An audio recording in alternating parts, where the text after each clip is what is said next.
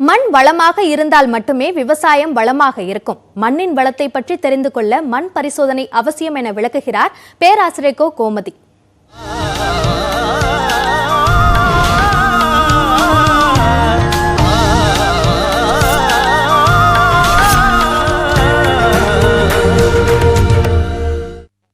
இயற்கை விவசாயம் செய்வதற்கு முதல் படி விளைநிலத்திற்கு மண் பரிசோதனை செய்வதும் அதன்படி தேவையான நடவடிக்கைகள் எடுப்பதும் தான் என்கிறார் பேராசிரியர் கோ. கோமதி.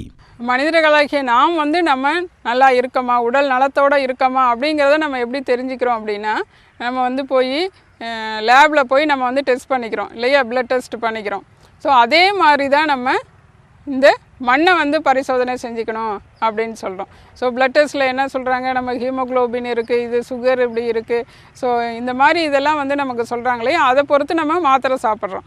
அதே மாதிரி தான் நம்ம மண்ணும் பரிசோதனை செஞ்சிட்டோன்னா நம்ம மண் நல்லா இருக்கா, நாம் எப்படி நல்லா இருக்கோன்னு தெரிஞ்சுக்கிறோமோ அதே மாதிரி நம்ம மண் வளமாக இருக்கா அப்படிங்கிறத நம்ம இந்த மண் ஆய்வுக்கு அனுப்பி நம்ம தெரிஞ்சுக்கிறது மூலமாக நம்ம தெரிஞ்சுக்கலாம்.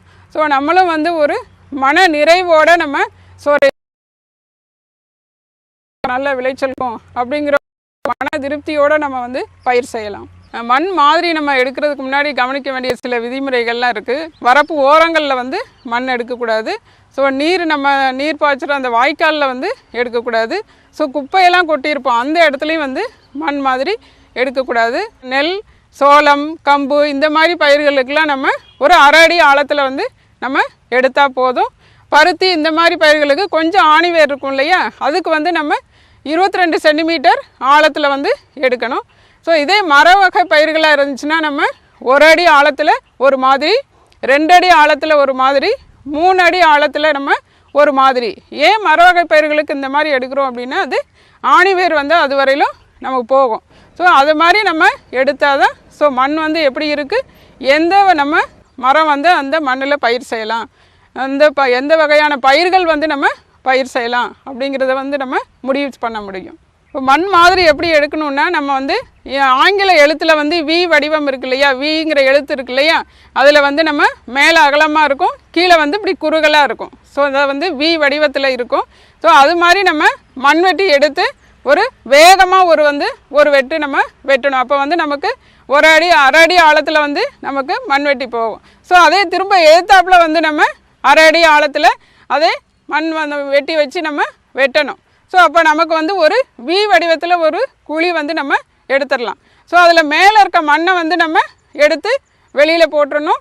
அதுக்கப்புறமா நம்ம இந்த 2 சைடும் இருக்க இப்போ வி வடிவத்தில் இருக்கு இல்லையா, இதில் இந்த பக்கம் மேலேருந்து கீழாக மண் எடுக்கணும், இந்த பக்கமும் நம்ம மேலேருந்து கீழாக மண் எடுக்கணும். இது மாதிரி நம்ம நிறைய இடத்துல ஒரு 10 அடி 15 அடி இல்லை 5 அடி தூரத்தில் நம்ம ஒரு ஏக்கர் ஃபுல்லாக எடுத்து அதை எல்லாமே நம்ம ஒருங்கிணைச்சு ஒரு இதில் சீட்டில் ஒரு தாள்லையோ நம்ம பரப்பி அதை ஒரு 4ஆக பிரிச்சிடணும். 4ஆக பிரிச்சுட்டு நம்ம அந்த மண்ணில் 4 பகுதியாக பிரிச்சிருக்கோம் இல்லையா, அதில் எதிர்த்தாப்பில் உள்ள பகுதி மண்ணை நம்ம தள்ளிடணும்.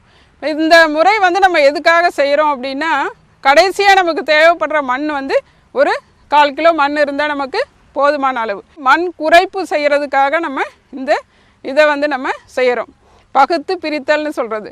ஸோ இது மாதிரி நம்ம திரும்ப திரும்ப நம்ம அந்த அளவு வர அளவுக்கு நம்ம திரும்ப செஞ்சிட்டே இருக்கணும். ஸோ நமக்கு தேவையான அளவு மண் கிடைத்த உடனே என்ன செய்யணும், நமக்கு அந்த மண் சேகரிக்கிற கவர் இருக்குது. ஸோ பாலித்தீன் கவர் இருக்குது, அதில் நம்ம மண் மாதிரியை போட்டுட்டு அதில் வெளியில் என்ன நம்ம எழுதணும், கவரில் நமக்கு முக்கியமான குறிப்பு, எந்த நிலத்தில் எடுத்தோம், யாரோட நிலத்தில் எடுத்தோம், அவரோட பேர், அதுக்கப்புறம் எந்த தேதியில் எடுத்தோம், ஸோ அதுக்கப்புறம் எந்த பயிர் முன்னாடி செஞ்சோம், பின்னாடி என்ன பயிர் செய்ய போகிறோம், அதெல்லாம் நம்ம குறிப்பிட்டோன்னா அந்த டெஸ்ட் பண்ணிவிட்டு நமக்கு எந்த ரிசல்ட் எப்படி நமக்கு அடுத்த பயிர் செய்கிறதுக்கு என்ன தேவையான உரம் எவ்வளவு, ஸோ மண்ணில் ஏதாவது குறைபாடு இருக்கா, அதுக்கு நம்ம நிவர்த்தி செய்கிறதுக்கு என்ன பண்ணலாம் அப்படிங்கிற முழு விவரம் நமக்கு அந்த மண் வள அட்டைன்னு கடைசியாக கொடுப்பாங்க, அதில் நம்ம தெரிஞ்சுக்கலாம் அதன் மூலமாக.